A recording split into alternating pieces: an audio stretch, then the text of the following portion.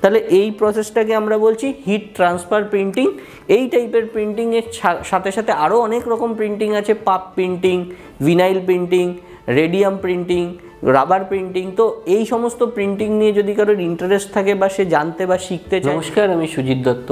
Print কলকাতাতে আমরা প্রায় ভিডিও করি যাতে কিভাবে প্রিন্টিংগুলো হয় সেগুলো জানা যায়, বা কত রকম প্রিন্টিং প্রসেস আছে, কীভাবে প্রিন্টিং ব্যবসা শুরু করা যায়, কোন দিক থেকে শুরু করব। তো অনেকের আছে কি প্রিন্টিং তো করব বা ব্যবসা করব, কিন্তু কিভাবে করব সেটাই বুঝতে পারেন না।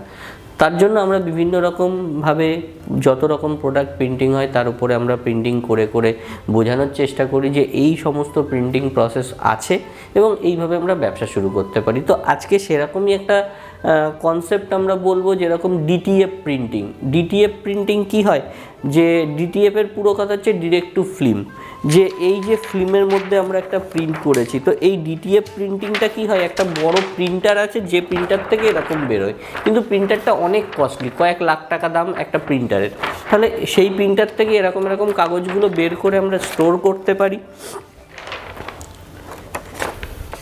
এরকম টাইপের বিভিন্ন ছবিগুলোকে আমরা করে করে স্টোর করতে পারি, এবং করার পরে যখন আমরা অর্ডার পাবো বা কোনো কোম্পানির কাজ পাবো তখন সেগুলোকে প্রিন্ট করে মানে হিট প্রেস করে সেটাকে তো তখনই আমরা ইনস্ট্যান্ট ডেলিভারি করতে পারি। এর জন্য কোনো প্রিন্টিংয়ের বিশাল কোনো ঝামেলা থাকে না। কিন্তু হয় কি, এই যে ফিল্মগুলো তৈরি হয় তো ওই প্রিন্টারেও প্রিন্টগুলো আমরা তৈরি করতে পারি, কিন্তু তার একটা সাবস্টিটিউট অপশানও আছে, যেখানে আমরা এর থেকে অনেক কম পয়সায় মানে এই ফিল্মগুলো এক একটা প্রায় 30-40 টাকার কাছাকাছি খরচ পড়ে যায়। তাহলে এইরকমই খরচাগুলো যদি একটা প্রিন্টিংয়ে 30-40 টাকা হয় তাহলে তো প্রিন্টিং কস্টটাও অনেকটা বেড়ে যায়। কিন্তু সেইখানে কস্টটাকে রিডিউস করার জন্য আমরা কি করতে পারি, আমরা স্ক্রিন প্রিন্টিংয়ের সাহায্য নিতে পারি। এই যে আমাদের কাছে এই স্ক্রিন প্রিন্টিং মেশিনটা রয়েছে, আমরা এইখান থেকেই না আজকে একটা জিনিস দেখাবো যে এই রকমই ডিটিএফ করে, মানে আগে থাকতে আমরা ফিল্ম তৈরি করে কি করে এরকম টাইপের প্রিন্টিং করতে পারি। হতে পারে অনেক সময় কি হলো, আমাদের কাছে এরকম আমরা 100খানা বা 200খানা ফিল্মে তৈরি করে রাখলাম, তারপরে সহজে আমরা প্রিন্ট করতে পারি, তখন স্ক্রিন বানানোর আর কোনো ঝামেলা থাকবে না। তাহলে সেটাই দেখে নেওয়া যায় কীভাবে সেই প্রসেসে আমরা ডিটিএফের সাবস্টিটিউট প্রিন্টিং করতে পারি, এরকম ফিল্মের উপরে স্ক্রিন প্রিন্টিং করে পুরো ডিটিএফের মতো ফিল করতে পারি কিভাবে। তাহলে আজকে আমরা সেটাই দেখে নেব, চলুন শুরু করা যাক।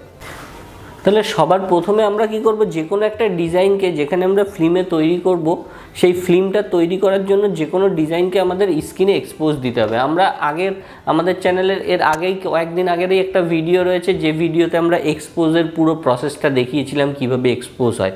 তো আমাদের কাছে এক্সপোজ করাই রয়েছে, এরকম ফ্রেমগুলো সেট করা রয়েছে।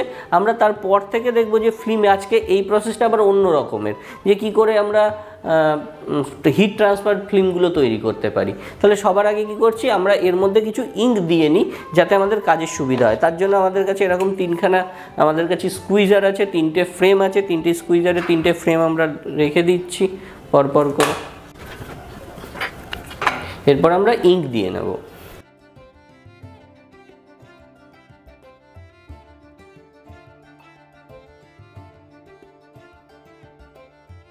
আমরা ইঙ্কটা দিয়ে দিয়েছি, এরকম ট্রান্সফার শিট হয়, সেই শিটের উপরে আমরা প্রিন্ট করে স্টোর করতে পারি। তা আমরা এখানে এই ট্রান্সফার শিটগুলোকে বসিয়ে নিচ্ছি।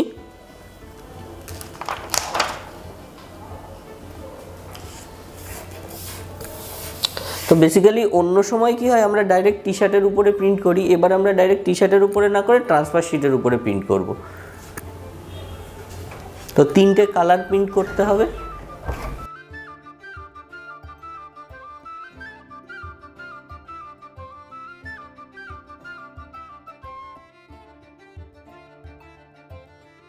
এই যে আমরা একটা ফিল্মের উপরে 3টে কালার প্রিন্ট করে আমরা ডিজাইনটাকে রেডি করেছি।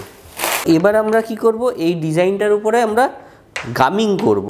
আমরা 3টে কালার প্রিন্ট করে এরকম একটা ফিল্ম তৈরি করে নিয়েছি। এই ফিল্মটা তৈরির পরে আমরা কি করব, এই ফিল্মটা থেকে আমরা প্রথমে হট মেল্ট পাউডার দিয়ে হট মেল্ট পাউডার ইউজ করব আমরা এর উপরে।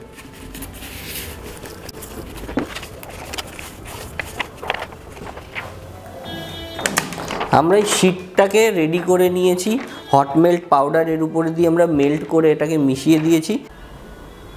আমরা এই ফিল্মটা তৈরি করে নিয়েছি স্ক্রিন প্রিন্টিংয়ের মাধ্যমে। আর এর মধ্যে হট মেল্ট পাউডারও করে নিয়েছি। এবার আমরা এই টি শার্টটার মধ্যে এটাকে প্রিন্ট করব, এই হোয়াইট টি শার্টটার মধ্যে। তো আমরা আগে টি শার্টটাকে সেট করে নিই।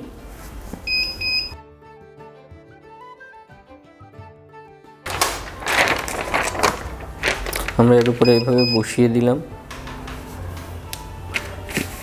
বসিয়ে আমরা এর উপরে একটা কাগজ চিপিয়ে নেব।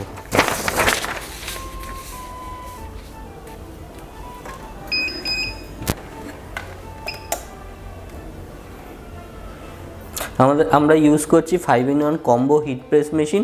এই মেশিনটা শুধু টি শার্টের জন্য নয়, mug, mobile cover, cushion, T-shirt সব কিছুই আমরা এখান থেকে করতে পারি। তো এই মেশিনটাই আমরা এখন ইউজ করছি। এরকমই হিট প্রেস মেশিন অনেক হয়, এটা 12-15 হিট প্রেস মেশিন, আমাদের কাছে 16-24ও আছে, 3D ভ্যাকুম হিট প্রেস মেশিনও আছে। তো যারা এই সমস্ত প্রিন্টিং নিয়ে ইন্টারেস্টেড, কেউ যদি মনে করে যে আমাদের হিট প্রেস হয়ে গেছে, তো আমরা একটু সময় ওয়েট করব এটাকে ঠান্ডা হওয়ার জন্য।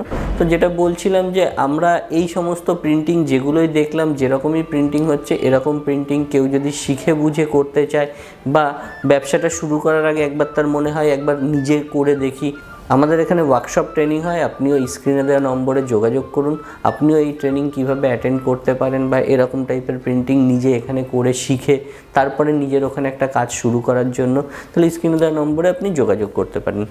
আর এই সমস্ত যা ছাপার জন্য যত র ম্যাটেরিয়ালস হোক, মেশিন হোক, যাই হোক, এগুলোও আমরা সাপ্লাই করি। যদি কারোর এরকম প্রয়োজন হয় তারাও আমাদের সঙ্গে যোগাযোগ করতে পারে। তাহলে আমাদের যে প্রিন্টিংটা আমরা হয়ে গেছে, এখানে আমরা হিট প্রেসটা করে নিয়েছি, যেটা আমরা প্রিন্ট করেছি। এবার আস্তে করে এটাকে পিল করব। তো আমরা এখানে রেখে নিচ্ছি, নিয়ে আমরা আস্তে আস্তে এরকমভাবে যদি পিল করি তাহলে কী হবে, প্রিন্টিংটা টি শার্টের সঙ্গে বসে যাবে আর এই শিটটা থেকে প্রিন্টের ইঙ্কগুলো সব ছেড়ে দেবে।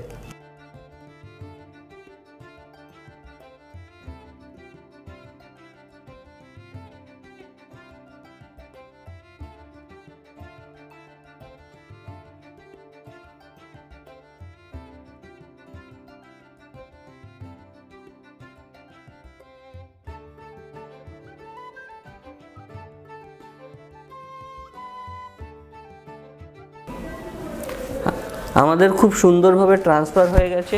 এই যে শিটটার মধ্যে আমরা প্রিন্ট করেছিলাম, এখান থেকে সমস্ত ইঙ্ক ট্রান্সফার হয়ে এর মধ্যে চলে এসছে। তাহলে কি হলো, এই রকমভাবে কিন্তু আমরা যখন টি শার্ট থাকবে না তখনও আমরা এরকম প্রচুর শিট বানিয়ে রাখতে পারি, আর এভাবে ট্রান্সফার করে আমরা এই শিটটা কাউকে প্রোভাইডও করতে পারি, নিজেরাও প্রিন্ট করে রাখতে পারি। আর যারা অনলাইন কাজ করে তাদের জন্য তো খুবই ভালো এটা, কারণ আগে থাকতে করে রাখলে আমরা জানি না কখন কোন সাইজের গেঞ্জির অর্ডার আসবে, কি কালারের আসবে। তো আমরা আগে থাকতে এরকম শিট বানিয়ে রাখলে কী হবে, যেই গেঞ্জিটা আসলো শুধু হিট প্রেস করতে হলো, খুব ইনস্ট্যান্ট আমরা তাড়াতাড়ি ছেপেও দিতে পারছি এবং ডেলিভারির প্রসেসও অনেক ফাস্ট হয়ে যাচ্ছে। তাহলে এই প্রসেসটাকে আমরা বলছি হিট ট্রান্সফার প্রিন্টিং। এই টাইপের প্রিন্টিংয়ের সাথে সাথে আরও অনেক রকম প্রিন্টিং আছে, পাপ printing, vinyl printing, radium printing, rubber printing. তো এই সমস্ত প্রিন্টিং নিয়ে যদি কারোর ইন্টারেস্ট থাকে বা সে জানতে বা শিখতে চায়, তাহলে আমাদের সাথে যোগাযোগ করতে পারে। আমরা তাকে হেল্প করতে পারি কী করে এই সমস্ত প্রিন্টিংগুলো শিখবে আমাদের ওয়ার্কশপ ট্রেনিংয়ের মাধ্যমে। তাহলে আজকের ভিডিওতে বলার কথা এটাই যে আমরা সুন্দরভাবে একটা প্রিন্টিং দেখতে পেলাম, যেটা ডাইরেক্ট টি শার্টের উপরে হলো না, ফিল্মের উপরে হলো, মানে ডিটিএফেরই একটা সাবস্টিটিউট প্রিন্টিং।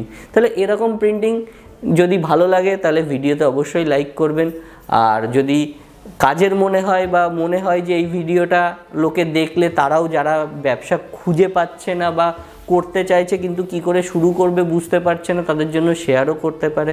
তাহলে আজকের ভিডিওতে অবধি, পরবর্তী ভিডিওতে আবার দেখা হবে। ততদিন ভালো থাকবেন, সুস্থ থাকবেন। ধন্যবাদ।